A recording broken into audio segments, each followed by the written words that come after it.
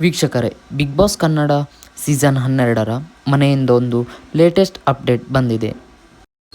Big boss official team ತಮ್ಮ Instagram colours Kannada official ಪೇಜ್ನಲ್ಲಿ ಮಂಗಳೂರಿನ ಹುಡುಗಿ ಆದಂತಹ ಹಾಗೂ ಈ ವರ್ಷದ ಬಿಗ್ ಬಾಸ್ ಕಂಟೆಸ್ಟೆಂಟ್ ಆದಂತಹ ರಕ್ಷಿತಾ ಶೆಟ್ಟಿ ಒಂದೇ ಒಂದು ದಿನಕ್ಕೆ ಎಲಿಮಿನೇಟ್ ಆಗಿದ್ದಾರೆ ಎಂದು ಅಫಿಷಿಯಲ್ ಆಗಿ ಹೇಳಿಕೊಂಡಿದ್ದಾರೆ. ಆದರೆ ಇಂದು ಬಿಗ್ ಬಾಸ್ ಮನೆಯ ಕಂಟೆಸ್ಟೆಂಟ್ಗಳಿಗೆ ಬಿಗ್ ಟ್ವಿಸ್ಟ್ ಒಂದು ಎದುರಾಗಿದ್ದು, ಎಲಿಮಿನೇಟ್ ಆದಂತಹ ರಕ್ಷಿತಾ ಶೆಟ್ಟಿಯವರು ಮರಳಿ ಬಿಗ್ ಬಾಸ್ಗೆ ಎಂಟ್ರಿಯನ್ನು ಕೊಟ್ಟಿದ್ದಾರೆ.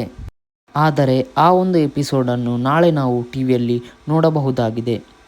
ಅದಲ್ಲದೆ ರಕ್ಷಿತಾ ಹಾಗೂ ಅವರ ಮನೆಯವರು ಯಾವುದೇ ಸುದ್ದಿ ಬಂದಿಲ್ಲ ಅಂತ ಖಾಸಗಿ ಮಾಧ್ಯಮವೊಂದರಲ್ಲಿ ಹೇಳಿಕೊಂಡಿದ್ದಾರೆ.